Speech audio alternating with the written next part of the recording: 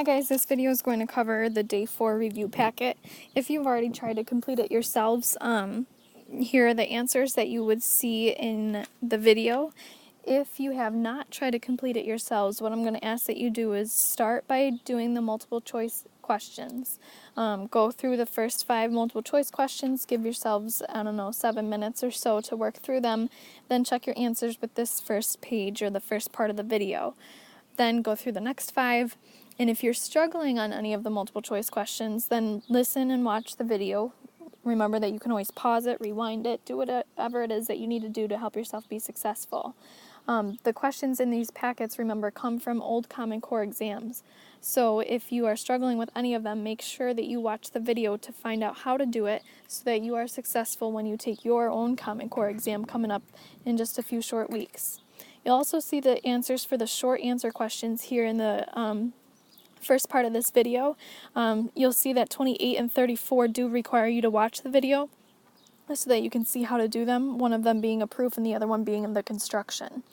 You can always rewind back to this first part within the first 30 seconds. You'll be able to see the answers to any of the problems in this blue packet that you have in front of you.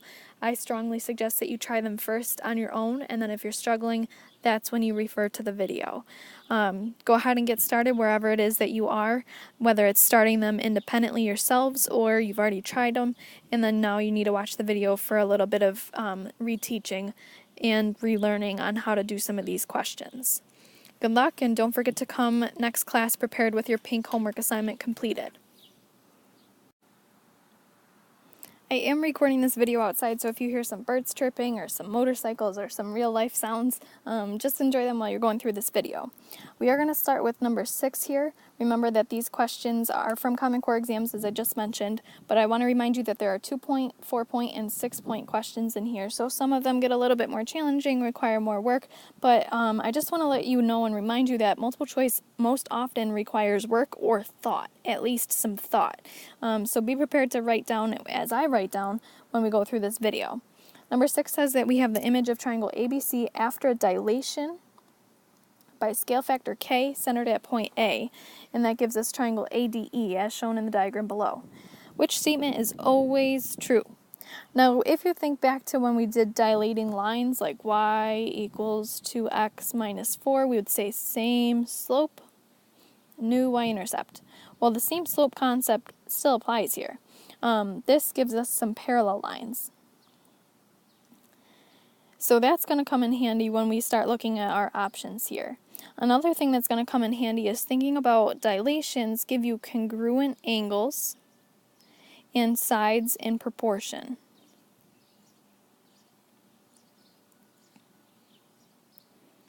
Now, these things that I'm jotting down off to the side could be things that you write in your yellow study packet. Remember, that is due before the end of the school year, so if you have some things or some notes that you need to jot down, then just pause the video, go over to your yellow study packet. This first question happens to be a Unit 2 question, and jot some stuff down. This could also be a Unit 5 question, I suppose.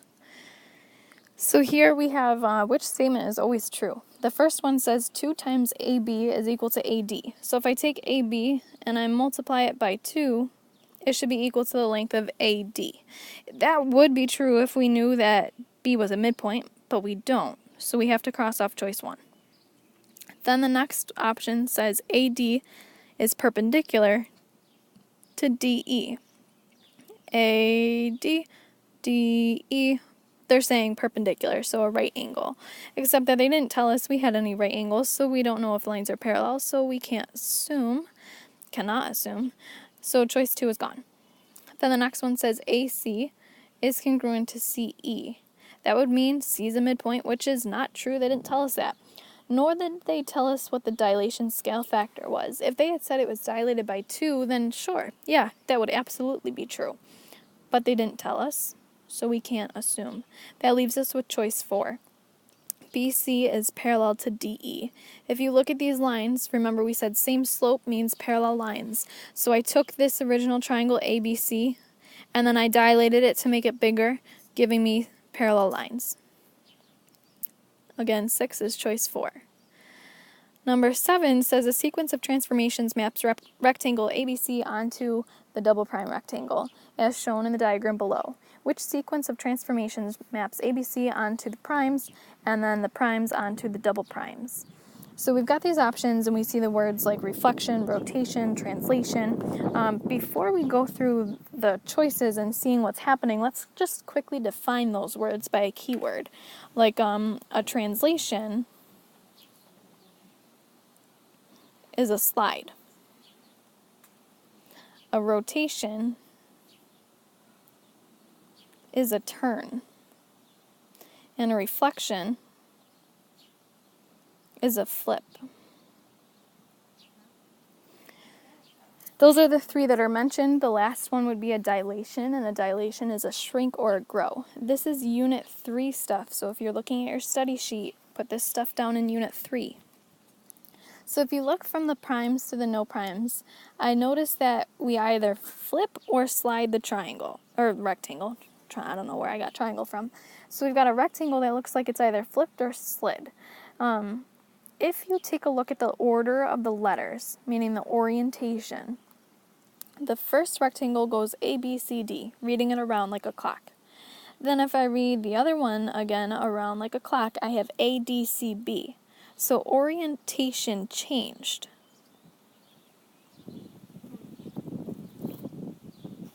Orientation, again, is the order of the letters. That only happens when we have a reflection or a flip. And you can see that D is, say, 1, 2, 3, 4 squares away from the x-axis, and so is D prime. B is, 6 away, so also 6 away is B prime. So they were counting boxes, making it like a mirror image. So that gets rid of choice 3 and 4 for us. The last step is to figure out what's happening to go from the primes to the double primes. And you can see that A gets swung over here, B gets swung over here, C gets moved or rotated around. And so that gives us a rotation or a turn, choice 1. Flip it over and we'll take a look at the other multiple choice questions. Number 8 says, in the diagram of parallelogram Fred, shown below, ED is extended to A, and AF is drawn such that AF is congruent to DF. If the measure of angle R is 124 degrees, what is the measure of angle AFD? So if we find that one, AFD, and choose to call it X, that's what we're looking for. So here we have a parallelogram Fred, and in a parallelogram we know that opposite angles are congruent.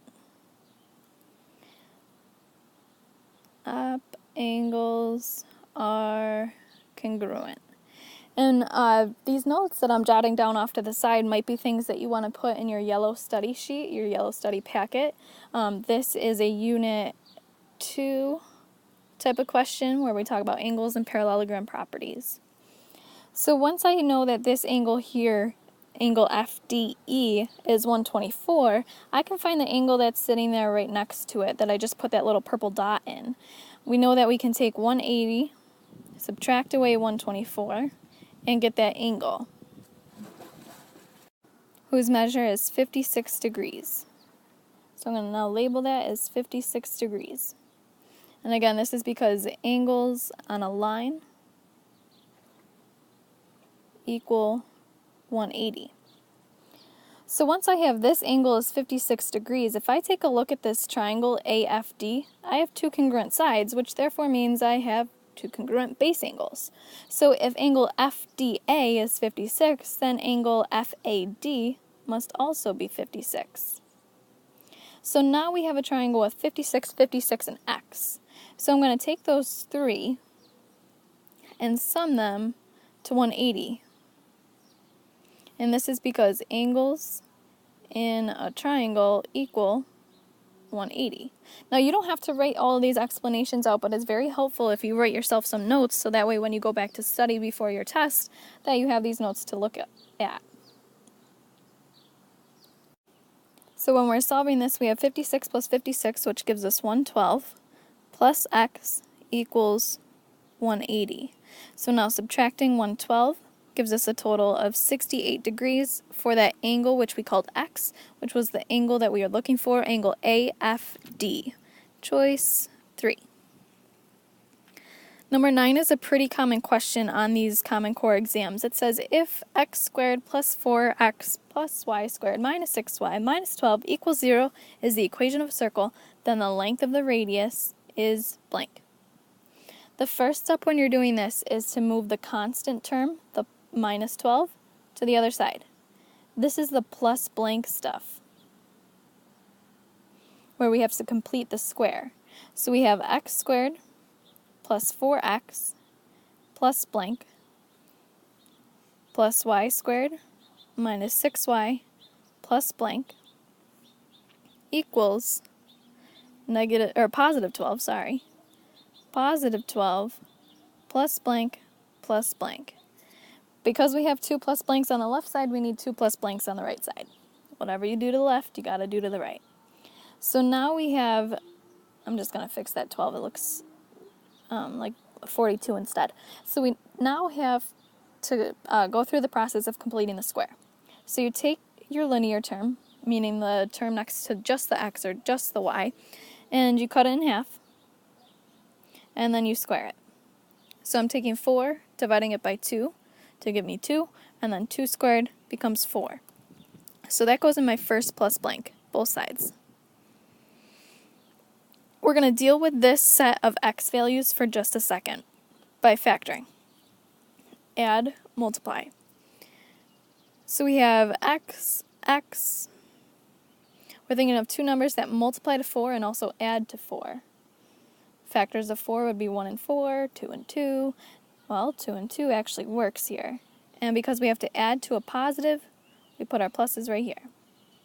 This, though, can be condensed one more time into x plus 2 squared.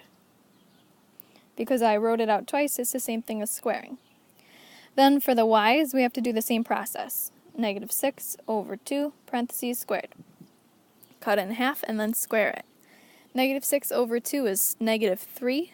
Negative 3 squared, that's negative 3 times negative 3, gives me positive 9. You should never be putting a plus blank value of a negative number. So now we're going to add multiply with the 6 and the 9. So this time we have y and y.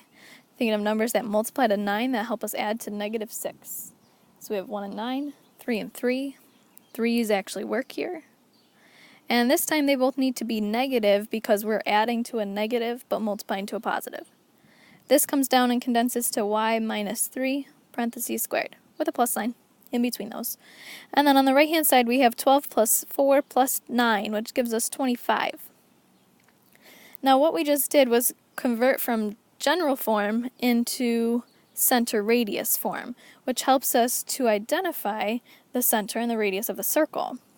Now all they're asking for here is the radius, but I want to talk to you still about the center in case you come across a question that asks you for the center. It's not hard to find, you just take a look at your parentheses here.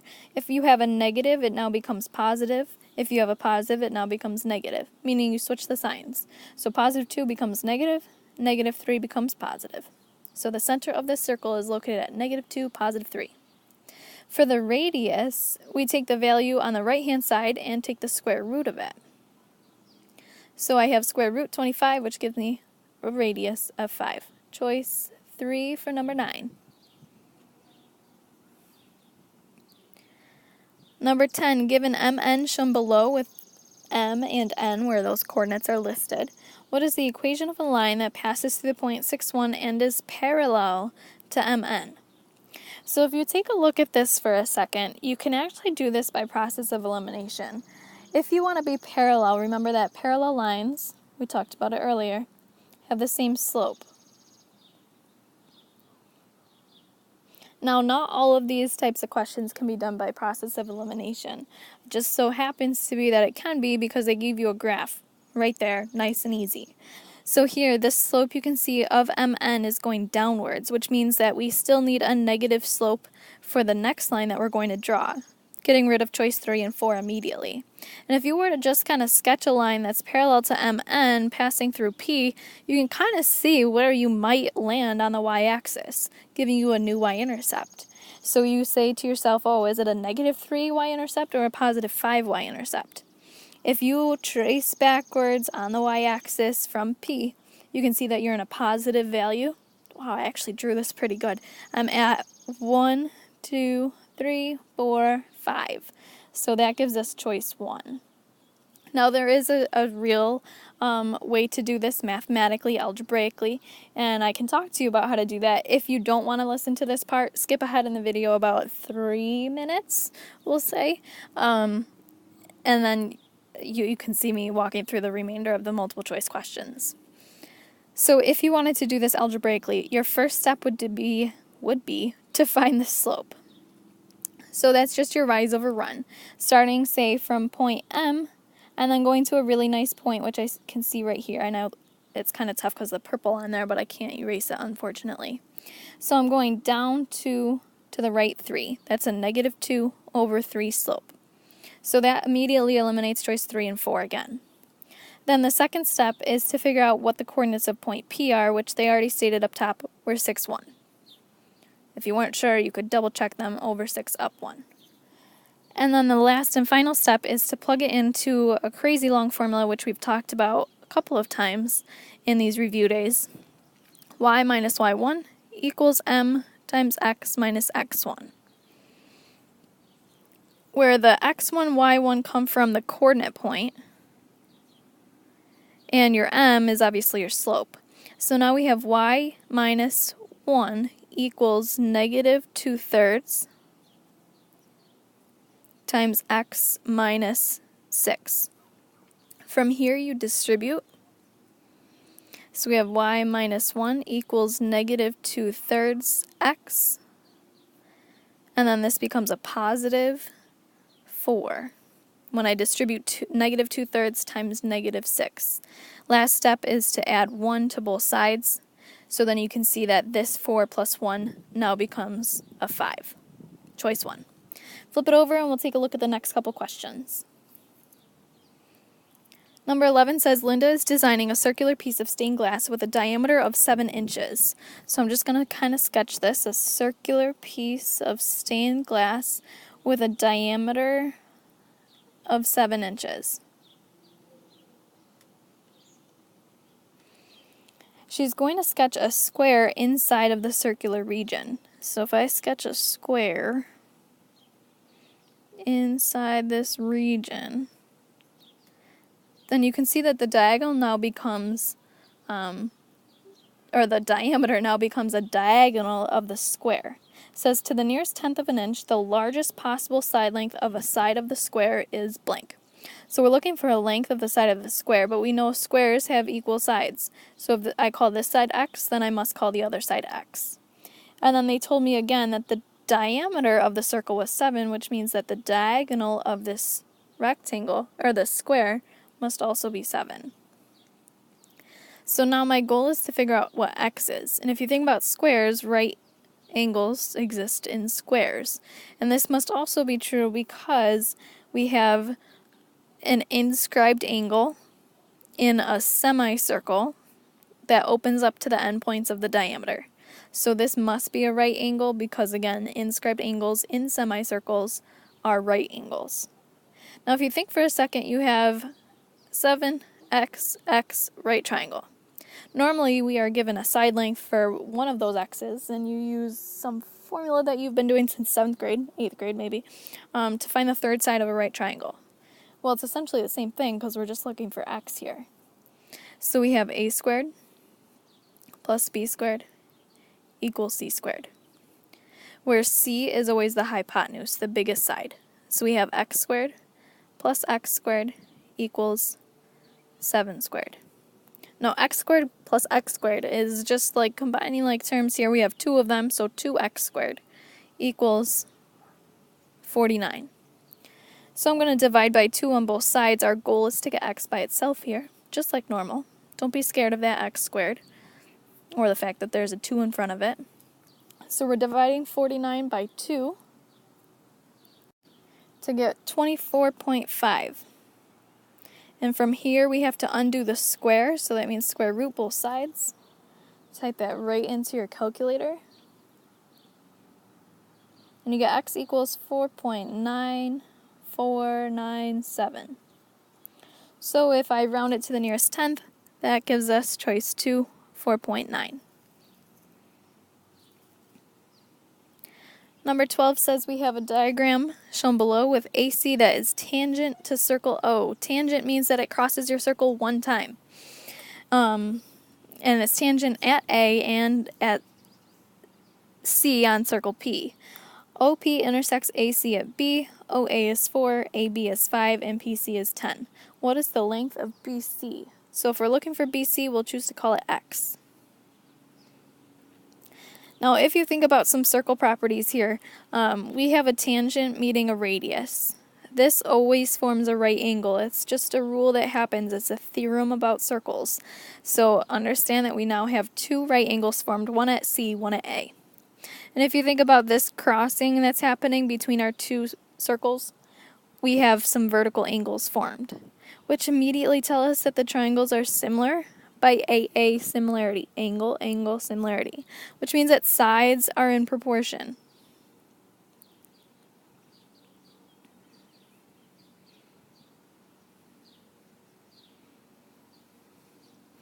So now we have, say, small triangle over big triangle. You can do big over small, it's your choice, as long as you're consistent. So something like 4, which is a radius from the small triangle, over 10, the radius of the big triangle, equals 5, the other side of the small triangle, over x, the corresponding side of the big triangle. And from here, you just cross multiply. 5 times 10 is 50, 4 times x is 4x, divide by 4, and you get x equals 12.5. Choice 3.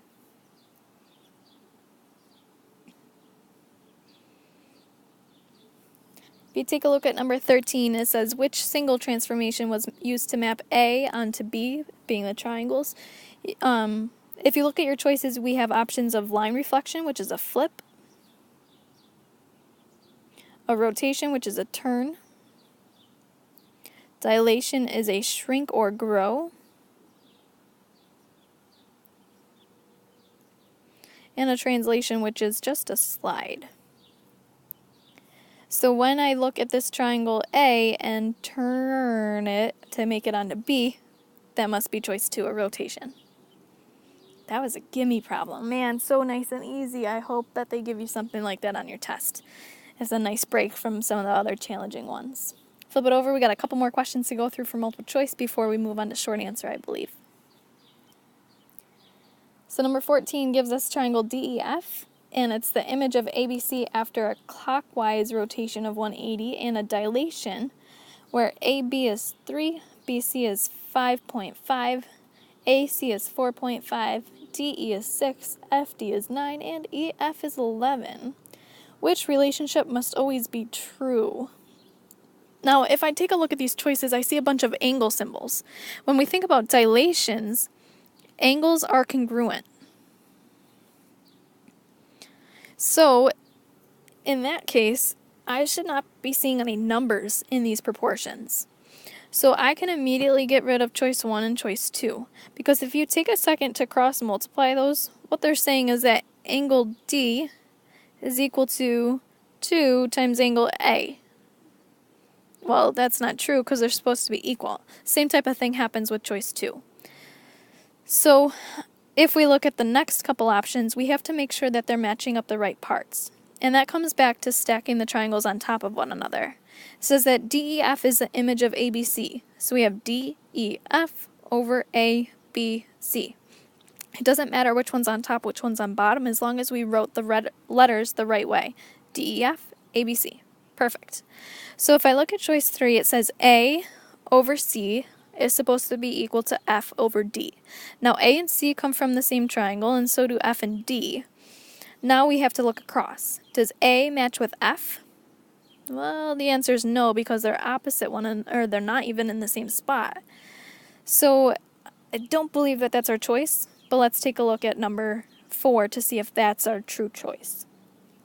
B and E, these match. Okay, so that's good so far.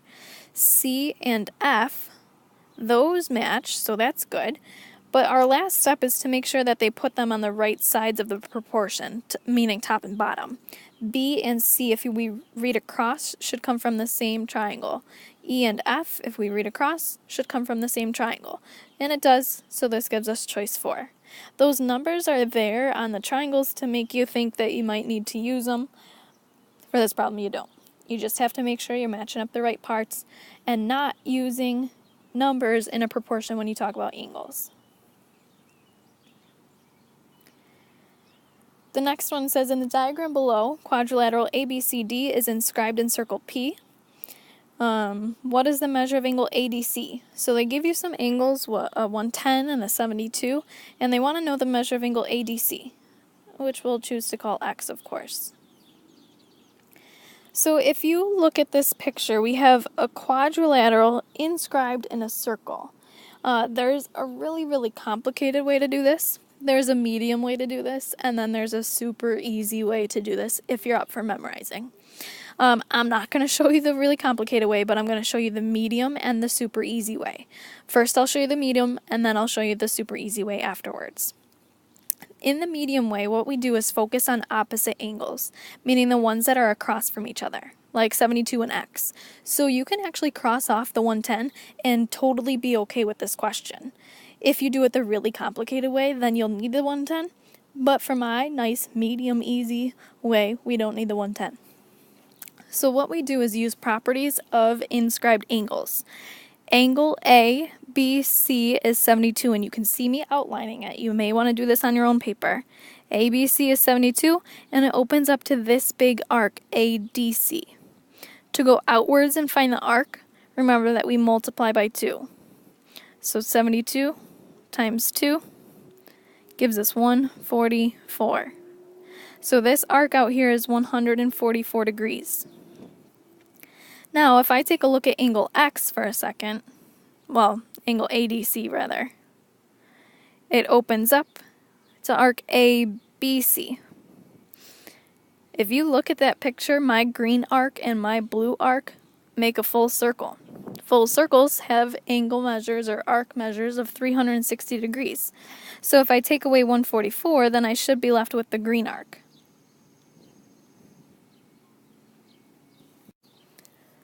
.360 take away 144 leaves us with 216, and that's the measure of the green arc. Now to go inside from the big arc to go into the angle, instead of multiplying by 2, we need to divide by 2. So 216 divided by 2 should give us the value of X. X equals 108. Choice 3. Now let me show you the really super easy way, and then I'll give you another example if you don't believe me. But the super easy way requires you to memorize and not apply it in all cases. If you have a quadrilateral inscribed in a circle, meaning a four-sided figure in a circle, you're still going to focus on the 72 and you're still going to focus on the X.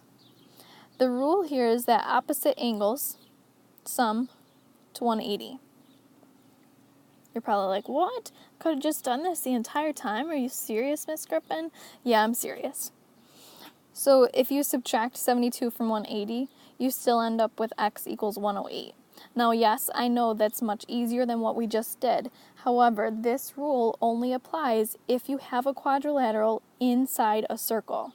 So if you try to apply it to something like this, I don't know, say parallelogram, where you have 72 and X, and they maybe even tell you that that top angle is 110 still, this whole opposite rule adds to 180 is not true. Okay, remember opposite angles in a four-sided parallelogram are equal. So this X would actually be 72, not equal to 180. So this only applies when it's stuck inside of a circle. Okay, and here's another example if you really don't believe me about when this works in a circle. If you want to skip this part, you totally trust me, then just move forward, say about 2 minutes in the video. So say that I want to find this angle in the top left, I know that this one is 110, and I know that this one is 42. I'm just making up numbers here. So again, focus on opposites. I know that you now know that x plus 42 is supposed to be equal to 180, so sure, let's figure out what x is, and then we'll do it the medium way to figure out if we're actually right. 180 take away 42 gives us 138. So in the end, we're hoping that x is 138. So if we do this the first way that I taught you, 42 opens up and gives you this arc. So multiply by 2, and you get 84 out here. 360, take away 84, leaves us with 276. That's the remaining arc. So this one out here, 276. And to go inside to get angle x, we should be dividing that by 2.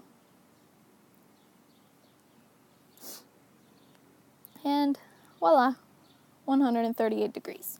So again, you can do this in 3 different ways: a complicated way, a medium way, which I taught you, and a super easy way, which only works when it's inside of a circle. Either way you do it, you're still going to get the same answer. Just make sure that you understand your rules of inscribed angles if you do it the medium way. If you go outside, you multiply by 2. If you come inside, you divide by 2. Flip it over, still got more to go through. You guys are doing a great job so far. At least I would assume so since you're watching this video. Oh, you hear that motorcycle? Okay, moving on to short answer. We're going to start with 2-point short answer, then 4-point short answer, and then, lucky you, some 6-point short answer if we have it in this packet. So it says to find the distance across a pond from point B to point C. A surveyor drew the diagram below. The measurements he made are indicated on his diagram. Use the surveyor's information to determine and state the distance from point B to point C.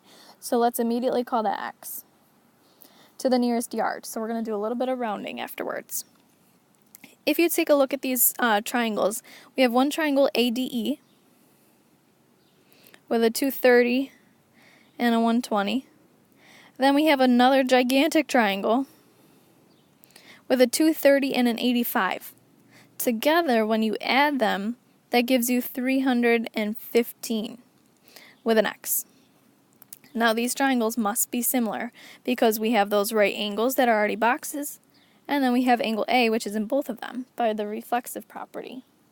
So these triangles are similar, which means we can do a proportion. Let's go small triangle over big triangle. Again, you could go big over small, it doesn't matter as long as you're consistent. So we have 230 over 315 equals 120 over x. From here, you just cross multiply and solve. In the calculator, you will probably need to type in 315 times 120. And this gives us 37,800 divided by 230.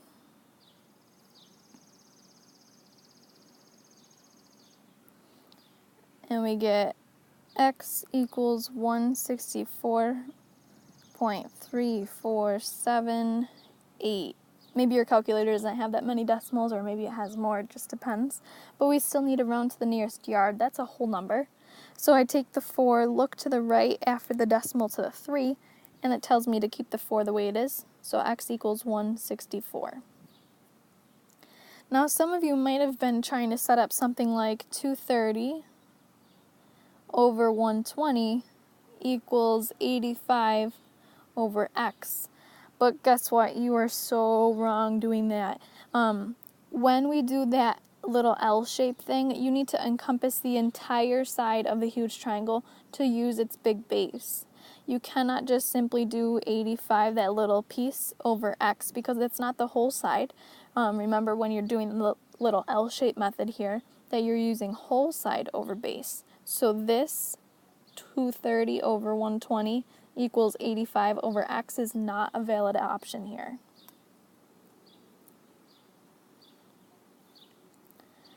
Number 28 tells us we have a parallelogram with diagonals that intersect, and our goal is to prove angle ACD. Get your little marker or pen ready. Angle ACD put a little dot in it. Needs to be congruent to angle CAB. And put a little dot there too, CAB. Now this is a proof that it is a T-chart with statement and reason. Now of course you know by this point in your geometry careers that first statement, first reason always come from the given. Now they did not explicitly say given, colon, blah blah blah. They did, however, tell you that in a parallelogram, ABCD, diagonals AC and BD intersect at E. That is what you should be writing for your first statement. And for the reason, of course, given. Now, if you take a look at those angles that we put little dots in, you can probably see that a Z is forming here that encompasses those angles. So this is actually a pretty short proof. I've seen students try to do this by proving that triangles congruent and then using CPCTC and making their life super complicated. But this is a 2-point question. They're not going to make you do a full 5 or 6 step proof if it's just worth 2 points. Now, that's a totally valid and acceptable way to do it. It's just a lot of work for 2 points when you could do this in 3 steps. If you have a parallelogram, use the properties of a parallelogram to help you get those angles congruent, meaning DC is parallel to AB.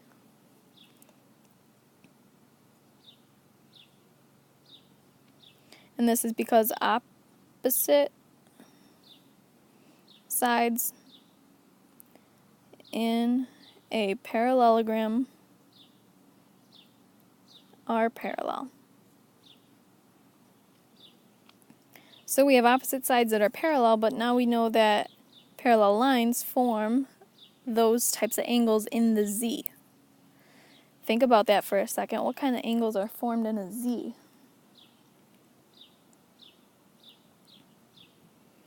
On the left side, I can write my proof. Angle ACD is congruent to angle CAB. And this is because parallel lines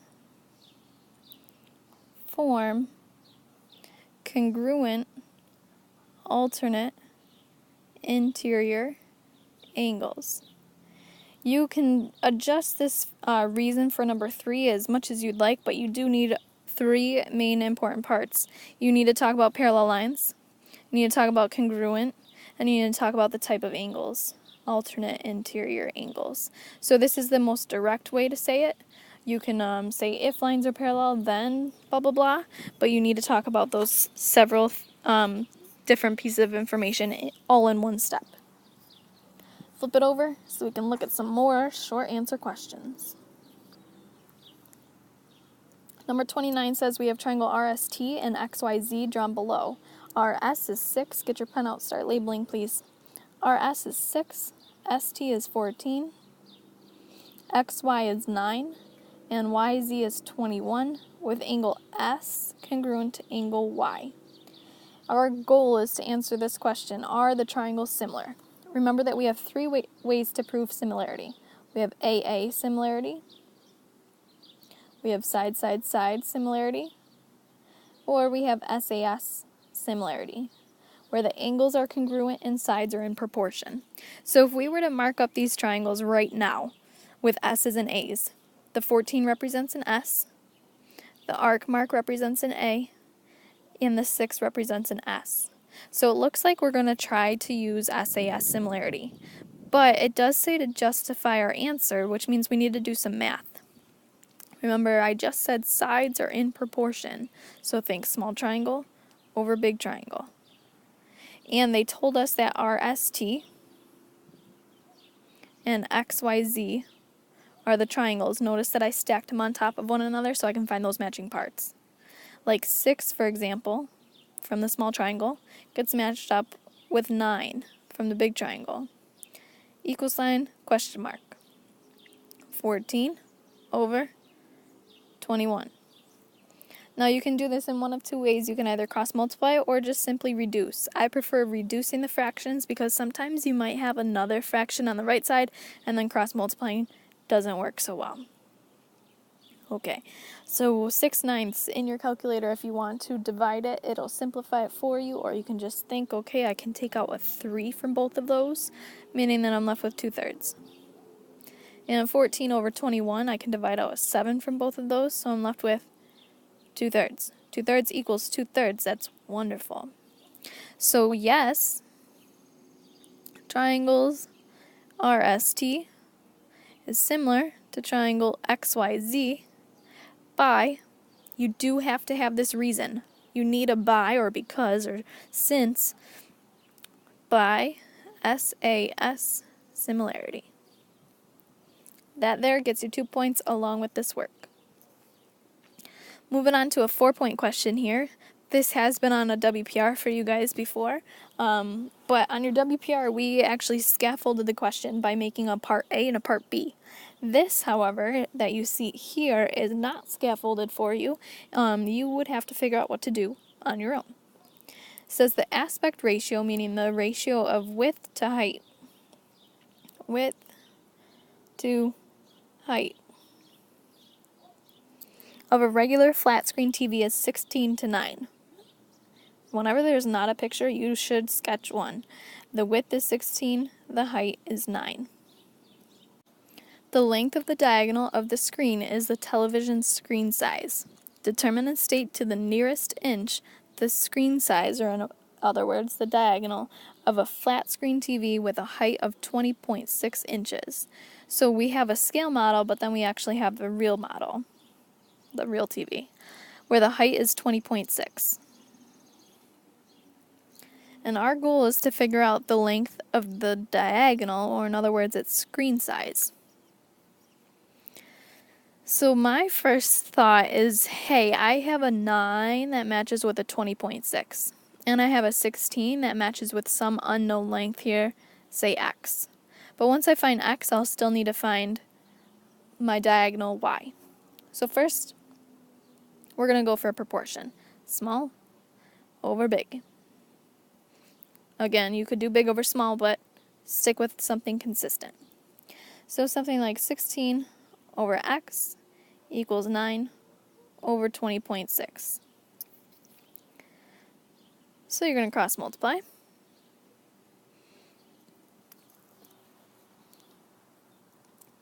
In the calculator, we're typing in 20.6 times 16.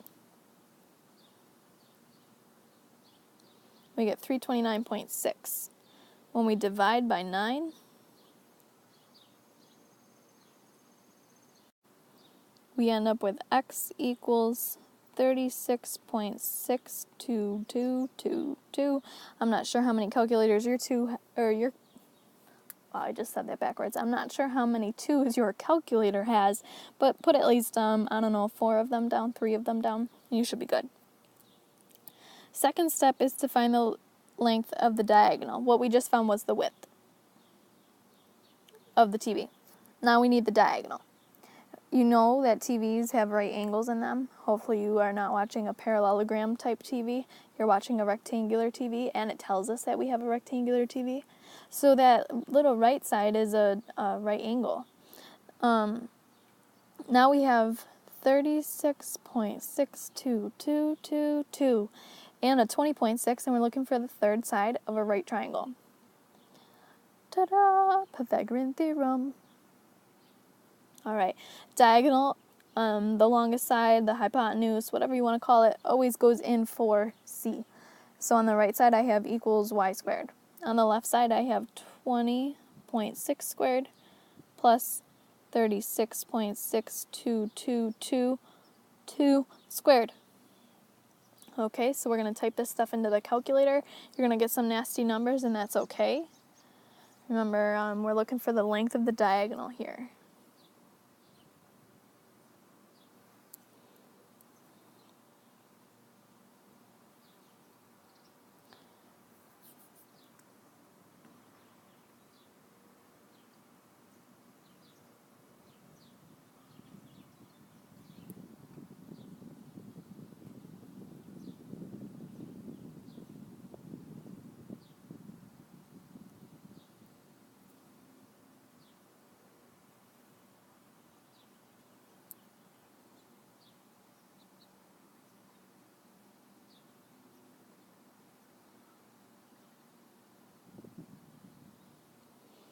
So the sum of the left side gives me 1,765.547. In order to undo the square root, or in order to undo the square, I have to square root. We get y equals 42.0184. Now your rounding on your calculator might be slightly different, but it doesn't matter because we need to round to the nearest inch. That's a whole number. So y equals 42. Final answer here. Like I said before, we had split this up for you on your WPR. This was part A, and this was a part B. The Common Core state question did not do that for you, so you have to recognize that this is a multi-step problem. Another way to recognize that it's multi-step is the fact that it's 4 points. You have to do a little bit more work for a 4-point question. Flip it over, we got another 4-point and then a 6-point, I believe. So 34 actually requires you to use a compass and a straight edge. I don't have a compass on here on the video, so what I'm going to do is kind of just sketch arcs, so mine will not be perfect, but you need to do this, using your compass and a straight edge so that it is perfect. I'm going to try to zoom out so that we can see the line and the triangle. It says triangle XYZ is shown below. Using a compass and a straight edge on the line below, construct and label triangle ABC such that triangle ABC is congruent to triangle XYZ. Based on your construction, state the theorem that justifies why the triangles are congruent. So at the end, we need the theorem, like S's and A's, something like ASA, SSS. Let's just list the 5 options here while we got it. SAS, AAS, or HL. And I know that I'm not going to be using HL because there's no right angles in the original triangle. So at the bottom we need to state one of those 4 remaining theorems. So the first thing I need you to do is start by putting a point on this line down here. And we're going to call it A. Whenever I put my compass on X, I'm therefore later going to put it on A, because X will match with A. Based on this statement up top that says the 2 triangles are similar. So what I want you to do right now is put your center on X and your radius on Y, and swing a little baby arc to show that you've measured the length of that. Again, center on X, radius on Y, swing a little baby arc. Once you've done that, you're going to repeat that exact same thing down on point A. Center on A, radius on, well, radius where it was, and swing a little baby arc. We're going to call this point B, because B matches with Y from the above statement.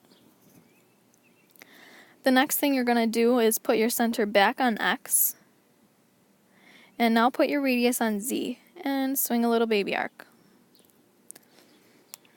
Once you have that to show that you've measured radius on Z, center on X, pick it up, put your compass on A with your center on A, and swing a nice big arc outwards in this direction.